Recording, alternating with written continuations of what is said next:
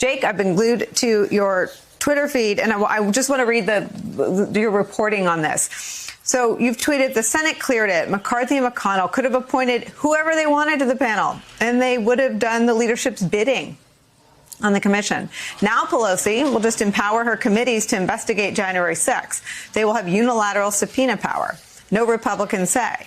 House GOP expects upwards of 20 defections when the bill gets to the floor. McConnell says he's undecided and signals he wants to look at it more. Why does McCarthy, so the plan is just to obstruct the investigation into the Capitol insurrection? You know, Nicole, I'll bring you up to speed because some of those tweets are outdated, although not really.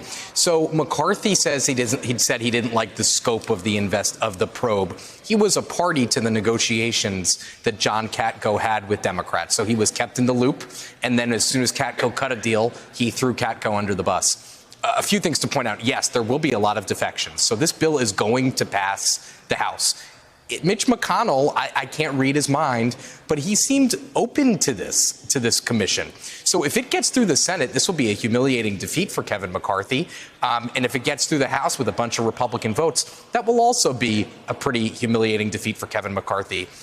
The only goal here, basically, and I'm giving him the benefit of the doubt, but the only goal I could see that McCarthy is trying to achieve here is appeasing Trump and is not having his fingerprints all over, that's McCarthy, all over this committee that will invariably be pretty bad for Donald Trump and could be pretty bad for other Republican members of the House. McCarthy obviously spoke to Trump that day on January 6th. But the point I was also making, Nicole, is it seems short-sighted to oppose this if you're Republicans, because Pelosi has given in to all the Republican demands here. She has given them equal representation on the committee, Republicans. She has given Republicans a say in subpoena power. And if Pelosi does go revert to the committees, meaning run this investigation through the Oversight Committee or the Homeland Security Committee, that will be a structure in which Republicans don't have a say. So they could have their hands on the process or not. McCarthy has suggested that he would rather not have his hands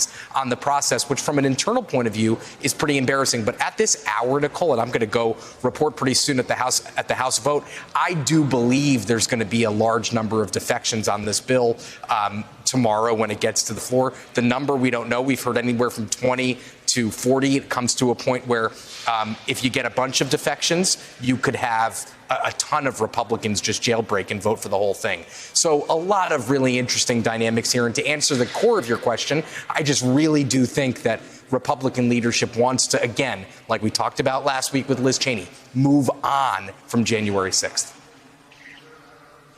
And those same human beings had a complete opposite reaction when the threat was foreign terrorists.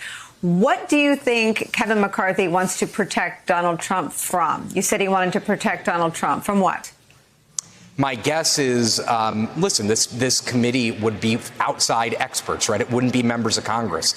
So theoretically, these outside experts could compel Trump to testify. They can compel people around Trump to testify. And this committee could finally, after a long time, put together what happened that day on January 6th. What was the president doing? Who was he talking to? What was he talking about? And close the circle on the former president, even more. So I would imagine that, again, when Republicans are trying to take back the majority and trying to leave this insurrection on this building I'm standing in the rearview mirror, it's not a terribly helpful thing to have what would be a commission investigating this until the end of the year. This bill, Nicole, calls for an investigation until the end of 2021. That's a pretty large chunk of time to find the truth, to get to the bottom of things.